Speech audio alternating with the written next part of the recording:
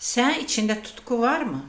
Yox deyirsənsə, deməli onu kəşf edə bilməyibsən. Çünki hər bir insan içində bir tutku olur. Yaşayıb yaratmaq. Yəni o tutku səni nələrsə yaratmağa ruhlandırır və hər şeyə rəğmən sən o tutunduğun, o səni elə bil ki, o aparan ehtiras var. Yəni ehtiras biraz qəribə çıxır deyə tutku deyirəm. O səni elə bil ki, sənə bütün dünyanı unutdurur. Sən o tutkuyla bağlandığın işi edəndə dünyanı unudursan, heç kəsi eşitmirsən, aclıq belə yada düşmür və o axın səni aparır. Azadlıq da bir tutkudur. Yəni bu tutku olmasa heç bir xalqlar azad ola bilməz. Fərqi yoxdur. Sən sənətkarsan, elm adamısan, incəsənət adamısan, yaxud başqa sahələrdə hansısa bir bacarığın var və bunu edəndə həm öz həyatın rəngarəng olur, həm də digər insanlar üçün maraqlı olursan.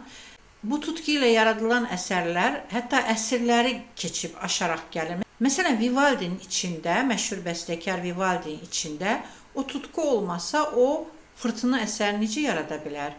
Yaxud Van Gogh içində o yaratmaq eşqi olmasa, o günəşin altında beyni qovrula-qovrula o sarı rəngi almaq üçün və o əsərləri yaratmaq üçün necə dözə bilər? Yəni o anda sən özünü də unudursan, dünyanı belə unudursan.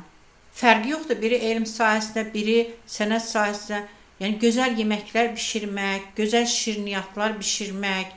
Yəni elə gözəl şirniyyat bişirir ki insan, elə gözəl, məsələn saç ustasıdır, saç kəsir ki, şedevr. Deyirsən ki, necə gözəl. Yəni fərqi yoxdur, ayaqqabçı olsun, elə gözəl ayaqqabını təmir edir ki, və sən baxanda bilirsən ki, bu insanın içində tutku var və o yaradır.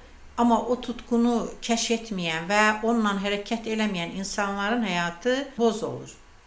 Ona görə də tutkunuzu kəşf edin və nələrsə yaratmağa çalışın ki, həm həyatınız maraqlı olsun sizin üçün, həm də digər insanlar üçün də maraqlı olasınız.